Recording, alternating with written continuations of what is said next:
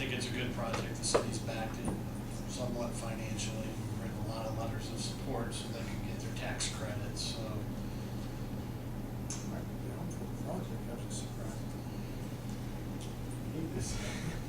We didn't know they needed it until they started doing all the load calculations, and they decided to go an all-electric building and not use gas. That was an investor requirement in the project, and so once they took that portion of it out, the load got probably a little bigger than they were initially thinking. So that was the need for a pad-mounted transformer.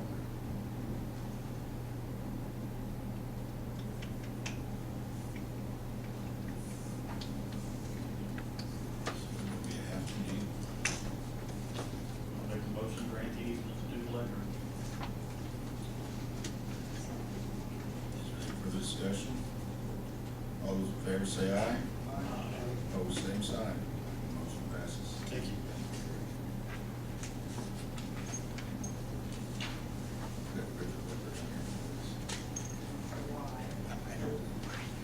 Reedy Financial Group.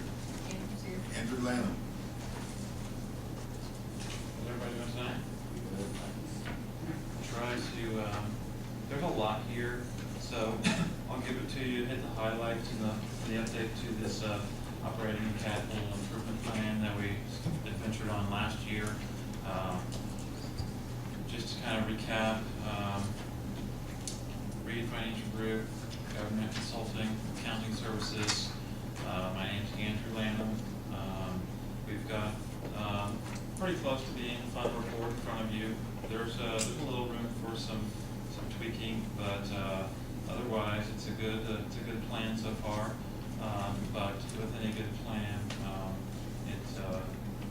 it'll only get you so far in time and as circumstances will allow. So it'll require adjustments.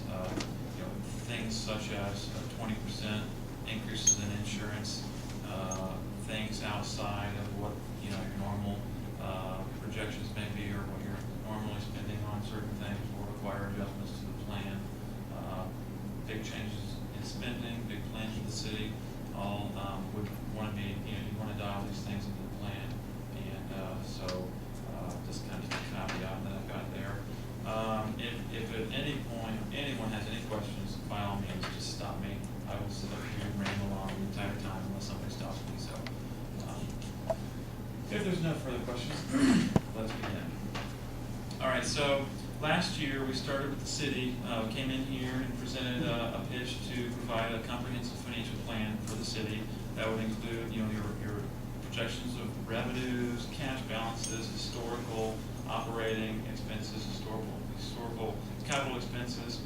Inside the first cover, I've got just pretty much a standard letter that we put together to the mayor and the board of works, basically breaking down the different parts of the financial plan itself, the pages, some of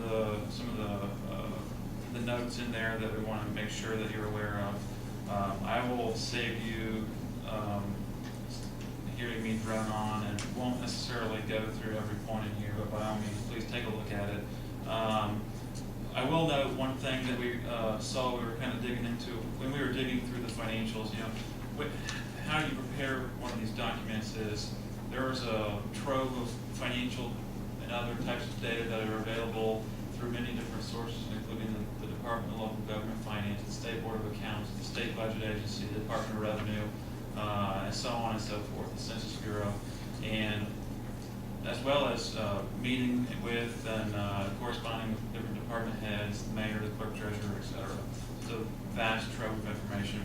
But in there, we, and I briefly just had a second to talk to Bridget about this before we came in here, but it appears as though there may have been an error. It may have actually been a DLGF error, but I'm not sure at this point. We will look into it for the city, or if Bridget wants to, she's more than welcome to as well. But basically, your MVH fund, we noticed a discrepancy between the amount that was published during the budget process last year, which was $709,049, and the amount that was adopted, which was $596,324, and the certified budget which is the limitation of what you can spend, of $175,000 in the NVH fund. So unless there's something that I'm not aware of, there's an error during the certification process from the DLGF. So you're basically at this point limited to $175,000 in spending, and you're very likely you will spend that much money, or times 2 or greater than that this year. So it appeared to be maybe an error that the noting on the budget order said approved as adopted. Well, the city adopted it at 569, and they approved 175. So there's an issue there, but that just needs to be cleaned up sooner than later. Our street commissioner right behind you, that probably, I'm probably over budget, it's 175. So there was a error of some sort that happened. So, but Mark, what were you approved for last year? Well, you can turn it in here and go to It the should be NVH. in there. It's in here. We can actually, if you want to, there's a little bit of a surplus carried over. What I try to do is keep in touch with Bridget, and I try not to have expenditures greater than revenues to come in from NVH and a little bit from the county wheel tax. Sure. A few other little things that hit it. So in other words, whatever's adopted is usually not spent because I try to keep that. precisely. This year it's in trouble because we got a fund for Van Road project. Well, obviously the issue. Mark reduced that line item to 175,000, not the entire budget. Yeah, and it appears as though They took it as reducing the entire budget. The entire budget, yeah. We cut one line item. Yeah, so your budget last year was 500, certified budget from the DLGF was 552,000. The certified budget this year is $175,000. That's not gonna work, so we'll just need to, all the documents were published properly. It's on the website, quick phone call. And the total money is there. The money, you're receiving the money. Revenue's there for revenue will be there. 480 or something like that. 384,000 in NVH, and then we project another $30,000 in other / miscellaneous revenues. But The other part of the road street.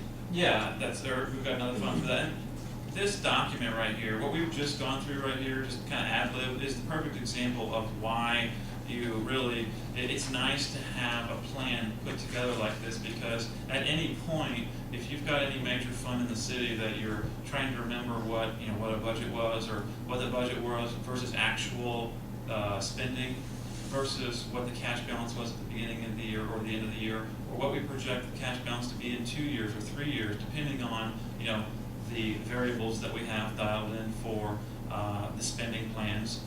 This is it. So we can go into the cover page, or I'm sorry, the table of contents just after the cover page. And one of the things that we like to look at up front is the city's cash reserve, where they stand, whether they have a policy on cash reserves.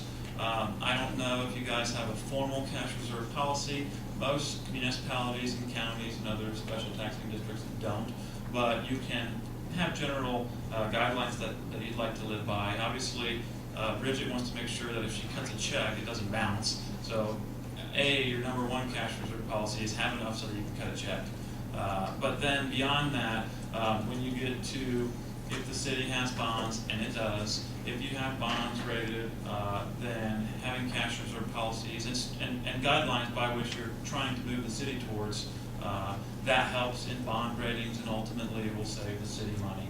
And it just really kind of good stewardship of the city to have a plan of how much money you'd like to have in the bank at any one Our time. goal is at the end of the year, at least not spend over 90% of the budget. And that's a good goal to have as far as spending is concerned, because ultimately where you're going to get with your cash balances, it's determined by how much you spend versus your budget. So that's kind of one of the steps over to the actual cash balances.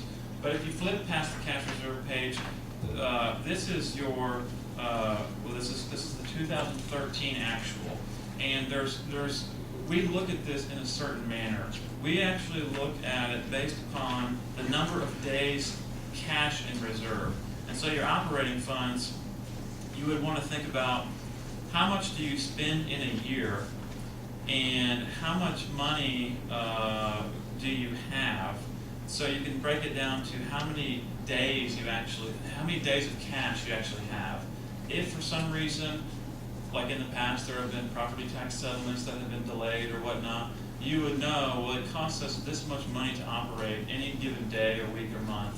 And so we have, you had, at the end of 2013, you basically had 63 days of operating cash on hand.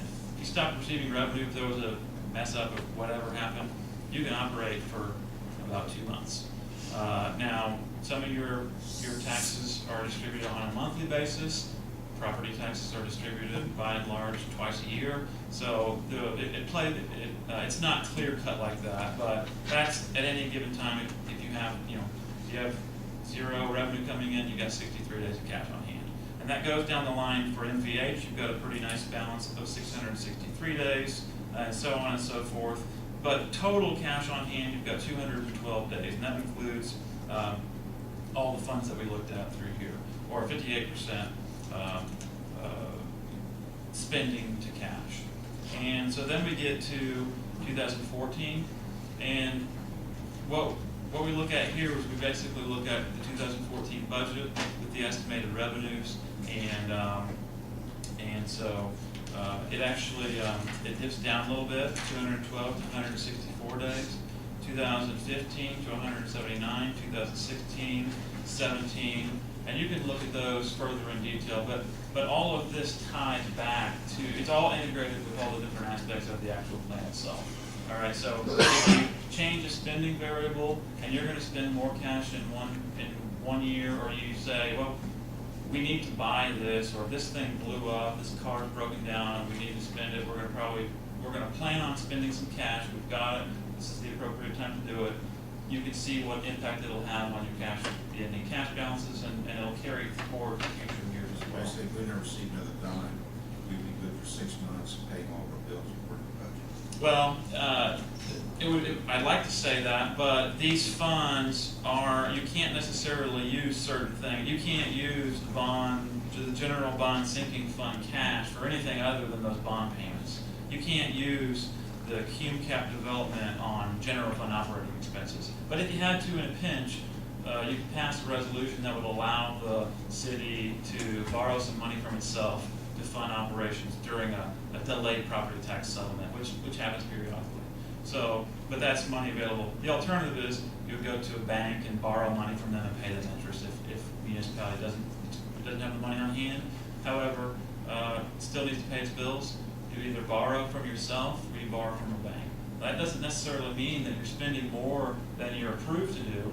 It doesn't necessarily mean that you're spending more than, it may, but in a lot of cases, it's just simply that cash balances have eroded sometimes to where, given the property tax settlement cycles, funds would dip down below a positive amount, so you have interfund loans and things like that. So I'm kind of just speaking in some general terms about situations where you might have interfund borrowings. Some of our clients, the municipalities will borrow money from sewer funds because their sewer funds are more flush with cash, and they don't want to borrow from a bank, and they're working on building up their operating cash from the big recession we had several years ago.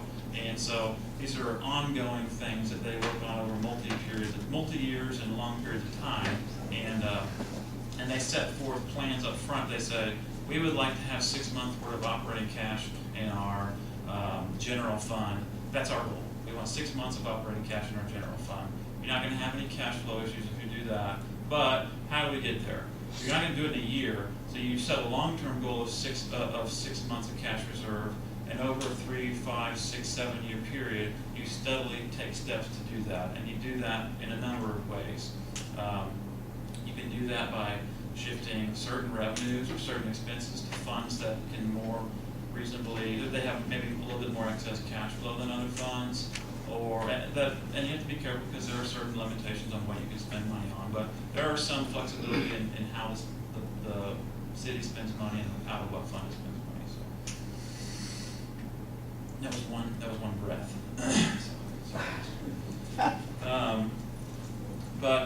So that's how this first section, the cash reserve, how the cash reserve works. And a lot of times when we're doing plans like this, if a city were to borrow money, or periodically a city's the Standard & Poor's rating agency, you may receive emails or something like that at some point in time Bridget, whereby they will call you and say, do you have any long-term financial plans? We're considering looking at your credit rating, and we want to know, give us all of this information. If you don't have it, you don't give it to them, and they don't necessarily give you a good rating, or they decrease your rating.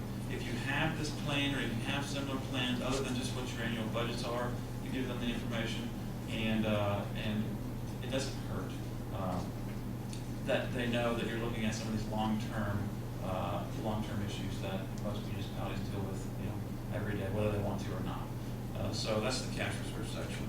The next section, we simply look at the historical tax rates of the funds that actually levy property tax.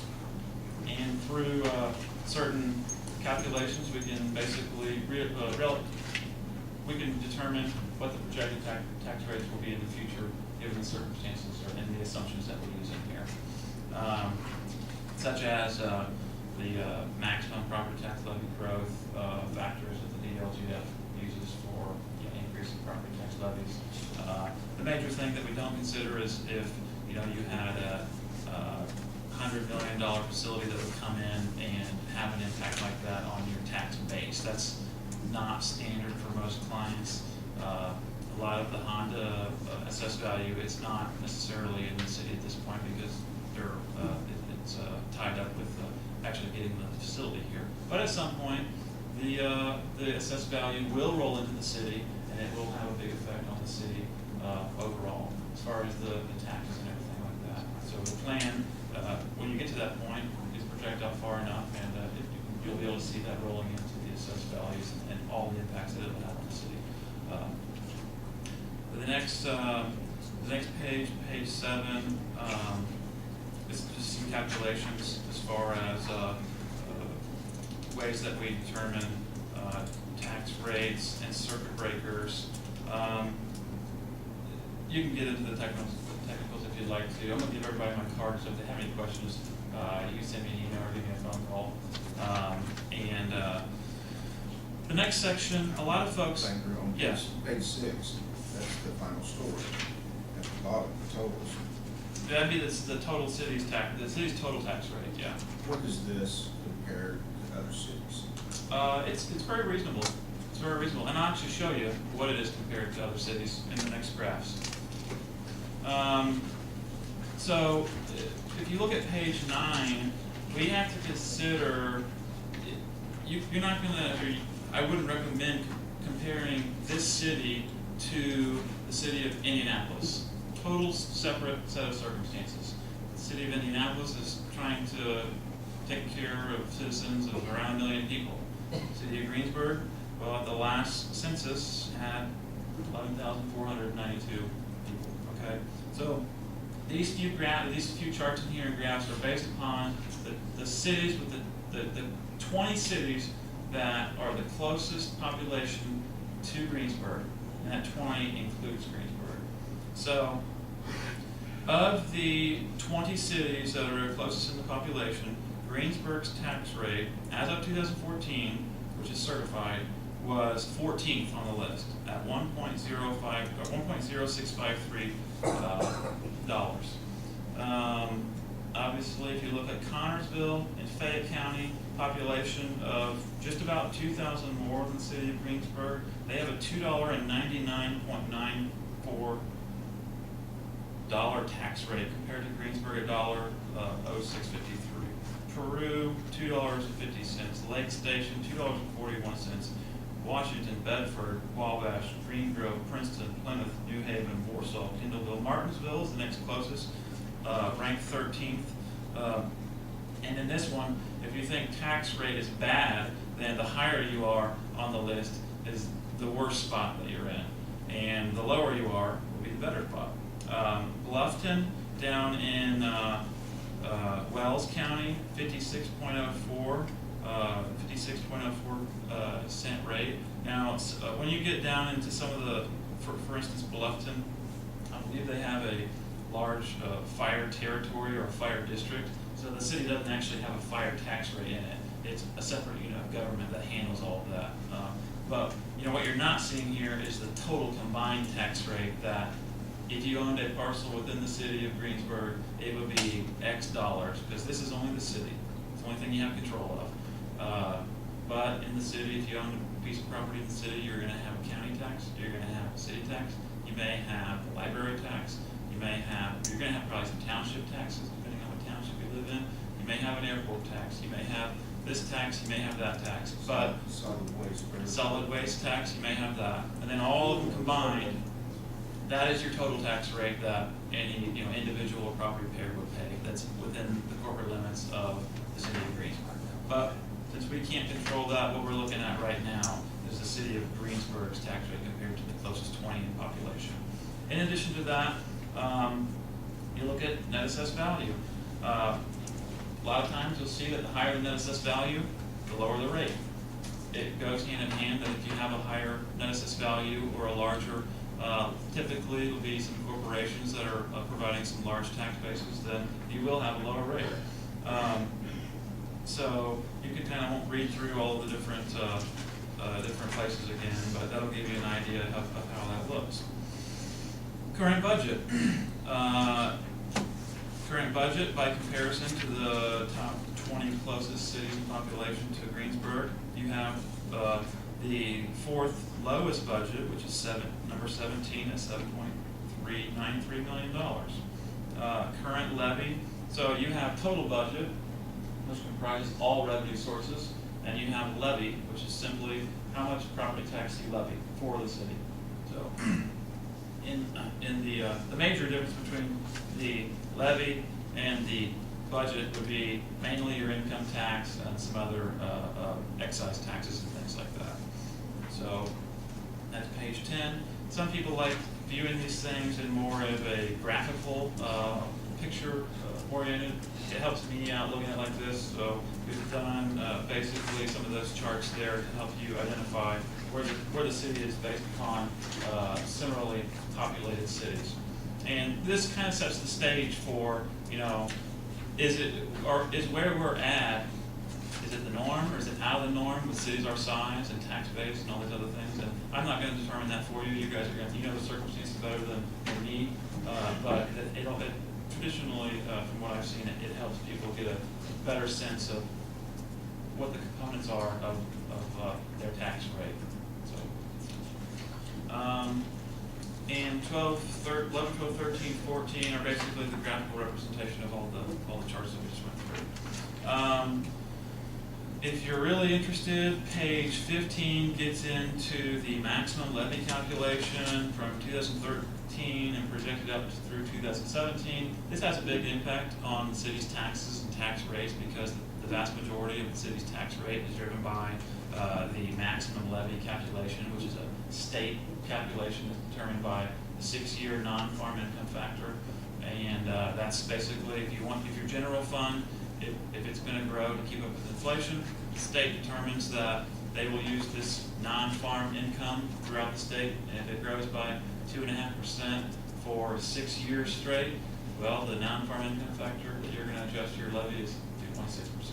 If it fluctuates anything from there, it'll average out over that 6-year period, and that's the amount that they'll give you. You have a levy, you have additions, you have subtractions, but ultimately, this is the formula that you use to determine what happens with your property tax levy. Cume fund's a different story. As we got into with the reestablishment of the Cume fund last year, it's a rate-driven fund. Debt levies, if you issue property tax bonds, whatever if you go through the statutory requirements, whatever the property tax levy needs to be to pay the debt service is what the DLGF will allow you to levy to pay back. So those are basically your 3 different types of property tax levies. You've got a rate-driven fund, like a Cume fund. You've got the maximum levy calculation, which just grows by a certain percent or decreases by a certain percent if you have some rough years. And your debt type of levies.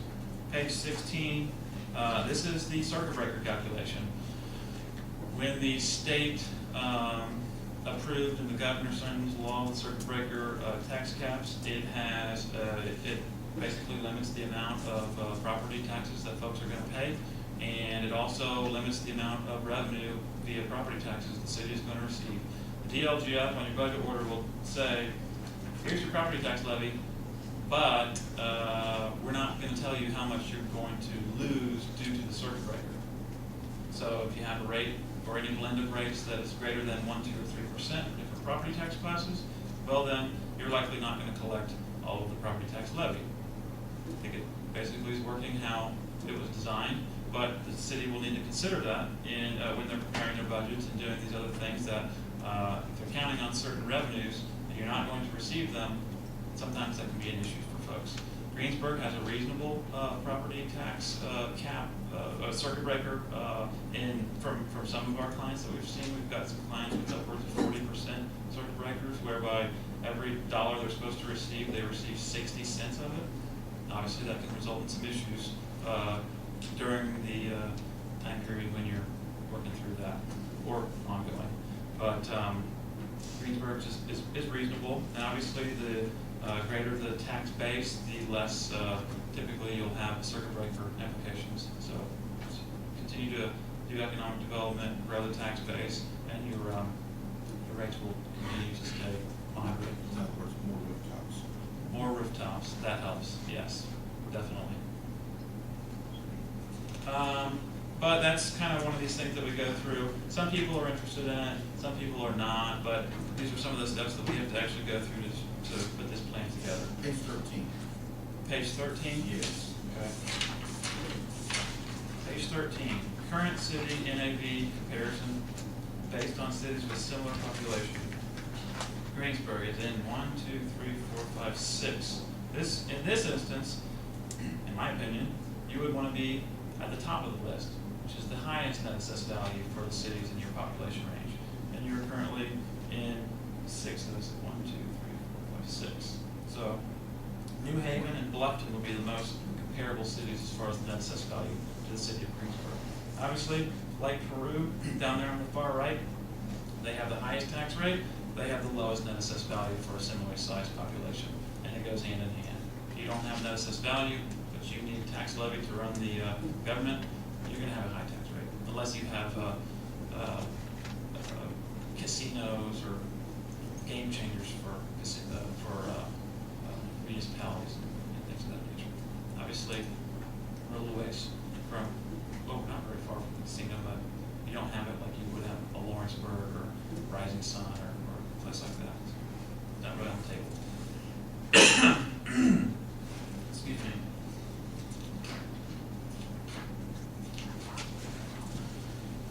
Circuit breaker impact by fund.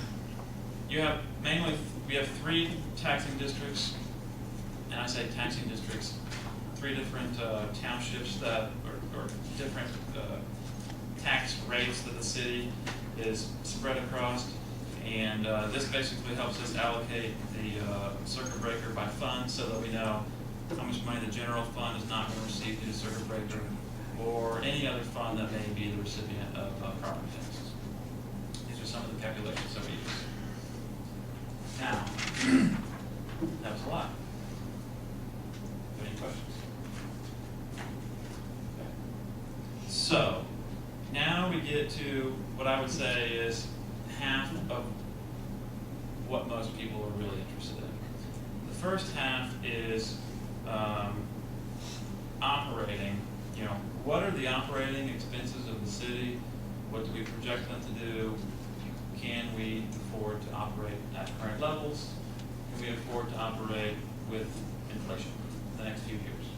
The second part of that would be, what are the capital expenditure needs of the city, whether it be streets, whether it be vehicles, police cars, fire trucks, whether it be roofs for this building or that building or whatever, anything that you can pick up and throw, for the most part, is going to be a capital type asset. You're going to throw a building that's office furniture, things of that nature. And so what we did was we got with the city department heads and we basically gave them a template that show us what you think you need for not only your normal capital expenditures, but your big things, your vehicles, your renovations, everything that might fall within capital outlays. We compiled all that information and we have put it together here, and that would be capital funding needs, okay? In addition to what was put on the forms, we included the capital outlays in the current year's budget. So we've added that in there because it's already planned on being spent. And then we go through, and after we've done all the max levy calculations, we've projected all the revenues and all of this and all of that.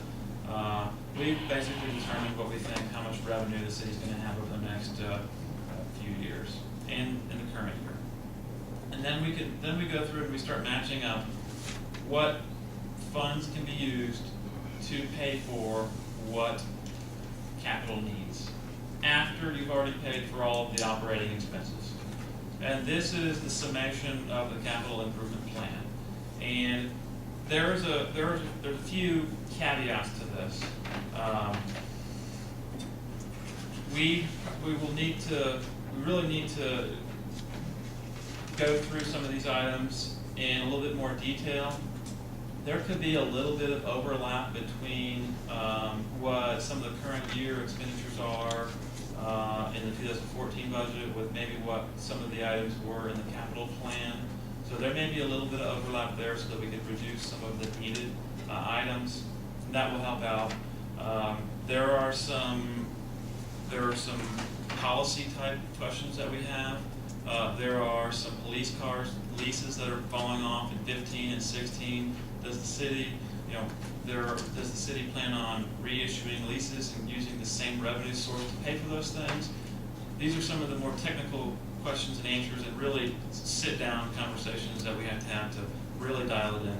And a lot of times, some of these questions will be gone through during the very rapidly approaching 2015 budget process. Because the first year, really, it takes years to fully implement one of these things, and the first step is during the budget process. Because then you don't have a normal budget, then you have your normal budget, and you consider all the revenues that you think you're going to have, and all the needs that the city can afford to and is willing to approve, and then you build that into your budget so that it's set in stone.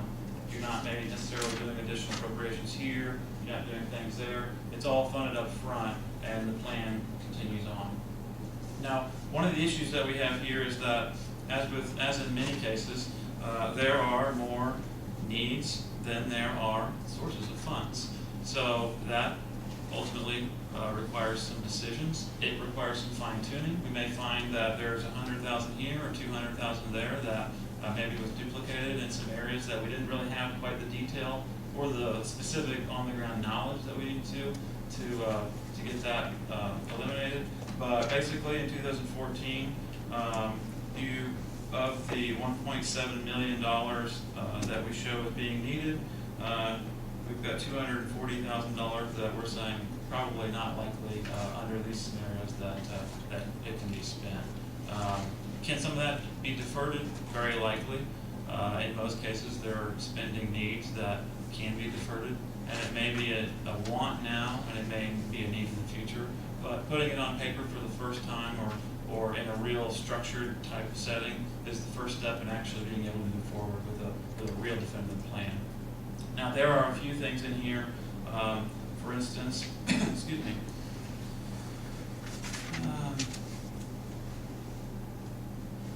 In 2016, we have the replacement of some large fire apparatus. Most cities that I deal with don't have $1 million or whatever it may be lying around. So then it really comes down to what are the alternate options that a city may have to fund your large capital needs that would normally be either financed or leased. And we're not going to pretend to dial that in at this point, because that, by and large, it's a policy decision. It's in 2016, let's see where we are at 6 months in 2014 in preparation for the budget, and then we really sit down and start hammering out some of the tough decisions. Again, between 1 month to the next, some needs may become maybe a want to a critical need. Some may go from a critical need to maybe not so critical, depending on what the circumstances are.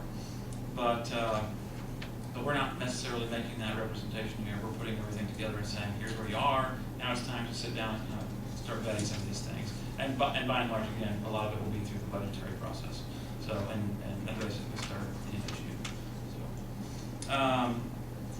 that is page 18. And the color coding, if you read the little note down there, those are basically, in order to not get too sidetracked or to keep it straight in our own minds, there are only certain funds that can be used for certain things. So we have to make sure that the funds that we have in any one, or the revenue or cash available, that we may have in the general fund, we can allocate it to whatever fund may need to be, whatever expense it may need to be used on. For instance, your NVH fund is not going to pay for the operating salaries of the police department. It's not going to be used for a fire truck. You're going to use that on street-related matters, and that's it, because those are the guidelines. So we have to. This plan is built into here to make sure that monies are being separated and they're used for what the legally required purposes are, and there's no interfunding. Because I've seen before that's created problems in the past for other municipalities. And this again right here, this page, this comes from all of the pages behind this, which is all the projections of all the operating funds and several of the other funds that we use in determining are there sufficient excess revenues to fund this project. And so as we go through the city major funds through here, you will see how this actually comes together. All right. So if you go to page 19, this is the general fund. It goes from 2011 to 2017. We like to use a 3-year actual running total to kind of to eliminate any maybe outlying areas. For instance, on the revenue side, well, in 2012, most counties and most cities and towns, municipalities, were the recipient of special income tax distributions due to state error. That's not, we don't plan on that happening every year. I wouldn't advise planning on that. And so if you were to look at 2012 and say, well, our certified shares really was up there considerably over the prior year, and then you start projecting that sort of revenue ongoing, you're going to rapidly run into issues with your financial plan because it really won't be with the paper that it was written on. So we have to consider some of the outlying things when you're doing these longer term projections. So, any questions thus far that we haven't covered yet? Okay. So these are the revenue projections on the first page. Again, it considers income tax data from the state budget agency, from the internal, from the Department of Revenue. And it includes property tax levy calculations, it includes circuit breaker calculations, and some of the other smaller, revenues such as building and planning permits. Well, we don't really get super eager in trying to say you guys are going to, instead of in 2012 you had $25,000 in building and planning permits.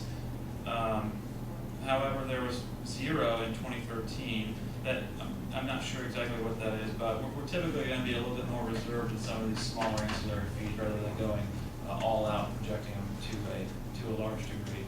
And so for some of the smaller fee type things that it's more difficult to get a real good projection on, we will err on the side of conservatism, and hopefully some of these revenues will come in a bit higher. But ultimately they're of a much smaller nature and degree to property taxes, income taxes, and some of your other excise taxes. But these are your revenue projections. Excuse me. If you look at page 20, this is the same format that you're going to see for all the funds in here. And this is the expenditures section of this fund. And so what is important to consider here is the certified budget. It's important to consider the actual spending and how much that was. And it's also important to understand, as a percentage, what was the unused appropriations, the amount, like the mayor said, we'd like to shoot for 10%, but what was the amount that was unused historically? So, because that's ultimately where by and large, where the city is going to be able to actually have some funds available to do some of these capital needs that it otherwise would not be able to fund in its normal operating budget. So if you look at it, 2011, 2012, 2013, we've got a provision in here for 2014. At the end of the 6-month period for 2014, we'd like to update this thing with year-to-date numbers, so that, if all things being equal, if you spent half your budget the first 6 months of the year and half your budget the last 6 months of the year, that's usually a good indicator at the 6-month mark where you're on pace to be at the end of the year. And then at that point, you can change it and say, well, instead of 6% unspent, we're going to have 4%, or we're going to have our 10%. But if you look at the trend here, we've done some mathematical calculations to project out that 6% right there. It may come in better than that, it may come in worse than that, but again, we try to err on the side of conservatism as far as the financial projections are concerned. Not absurd conservatism, but in a manner such that the city doesn't get itself in a position where it can't recover from in any one given year. If things were to come in a little more expensive, or operating costs were a little higher, or something broke and it needed to be fixed, and the only way to pay for it was cash.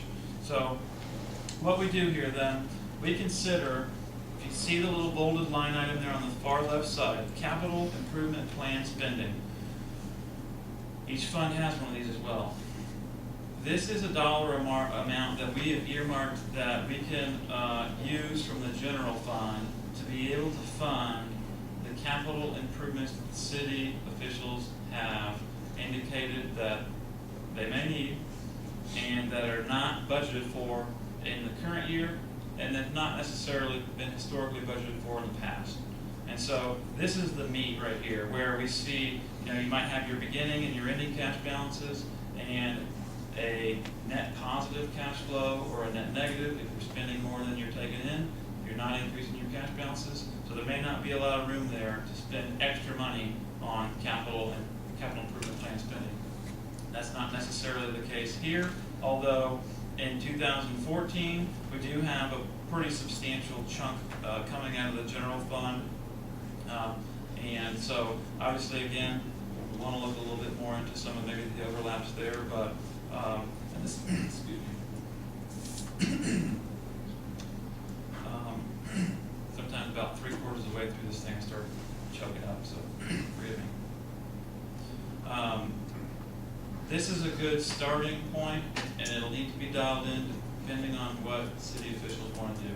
You can have a plan, a concerted plan to fund your capital improvements, and you can spend down cash in certain areas, and that may not necessarily be a bad thing if you plan on doing it. It's the unplanned for, very large fluctuations in cash, unintentional, that concern me. But if you have a plan and you stick to it, depending on what you want to do, spending down cash in certain areas may not necessarily be a bad thing. If that's where you've indicated you want to spend some money, and it's doing something that the city thinks it needs to be doing.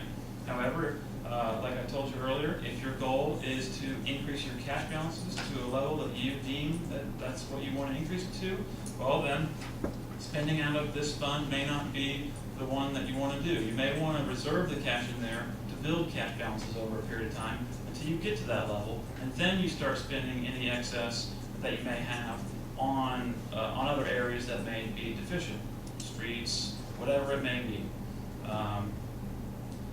But this is the structure. This is how it works. It works pretty well, but it's dependent on the variables that we have and making sure that it's implemented in a manner in which it was designed to do. The design is to figure out what the city needs, figure out what the city wants to spend or what they have prioritized over other spending, and then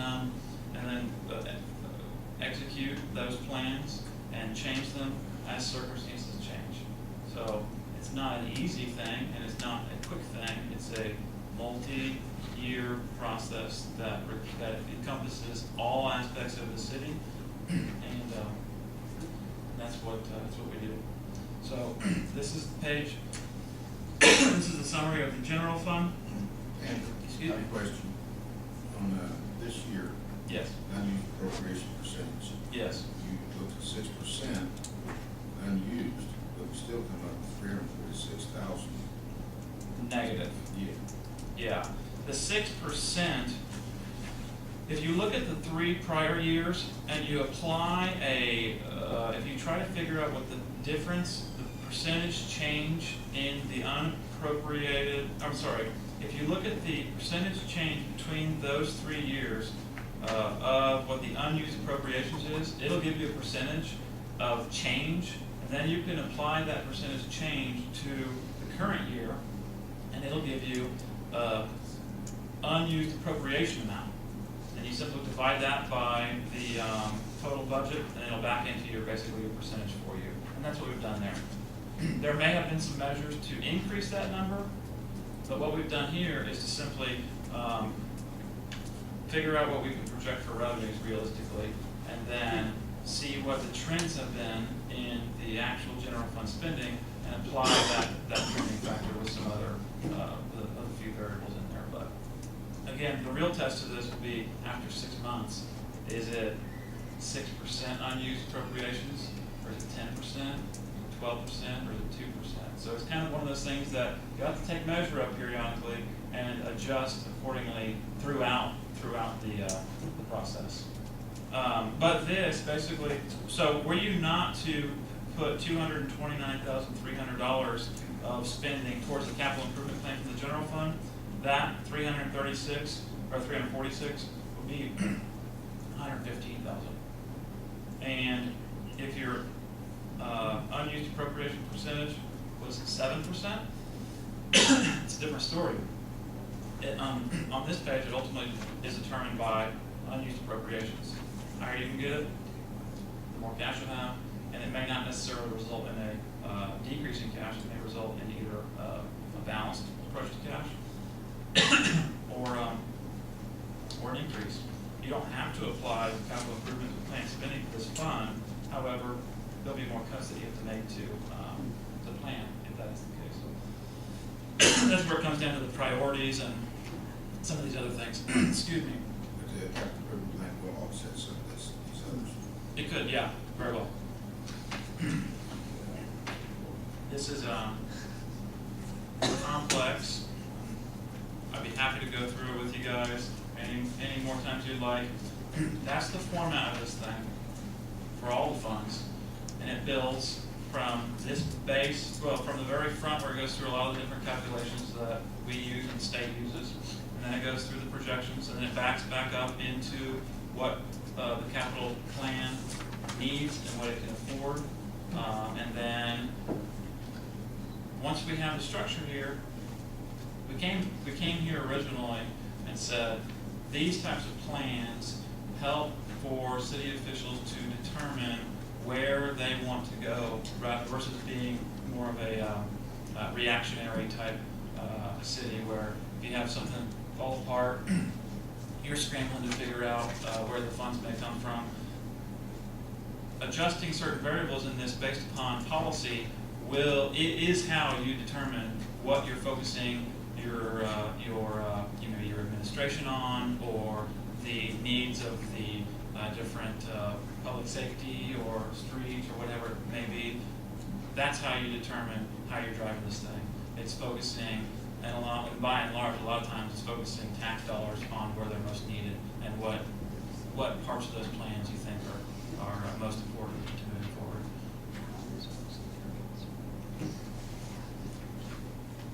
Yes. I have one question, page 21. Page 21. Personal services, what does that include? That is salaries and wages, health insurance, Anything that would be, FICA, some of the taxes that are associated with payroll, that's pretty much it. Okay. Who is included in the city council, town board? Who would that include? Say that? You're pointing out me, you mean just the salary of the city council? I'm talking about what people are included in the personal services part of city council and town board. It should be those people. Blood runs. Would they have their budget for, attorney What's fees? this page from here? and 21. expenses? I'm all right.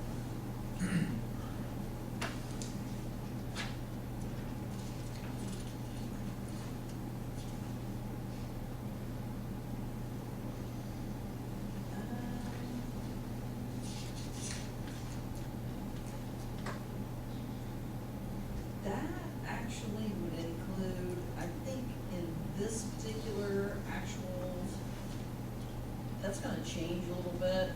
The personal services section of city council and town board is not just What city council makes, that's like insurance, workman's comp. For some reason, they've always had those things labeled up in the personal services area. And we kind of went back and revamped a lot of those line items. Now they're down where they need to be like in a service and charge So type what line item. people are included in that? Well, those people aren't necessarily getting What $879,000. city, yeah, what city employees are included in their budgeted line It would just items? Yes. I couldn't tell you right off the bat, but, I mean, I'm sure, it could be. This is operating expenses. Yeah, these are, a lot of this is operating expenses, even though they're labeled as personal services, because these, a lot of these line items are not included in. $1 million of it is health insurance, Yeah, and that's under personal services, For which people? for all people. for all people. Okay. All employees, but half of the, or, but the utilities. 'cause Yeah, the utilities are don't cover considered a it. separate entity, so they'll pay for their own, insurance by and large, so. Yeah, so like on the one, or on the 2013 actual, yeah, like Andrew said, $1 million of that goes to, you know. $1 million of it is health insurance, $100,000 is workers' compensation, $125,000 is perf, only $35,000 is actually common council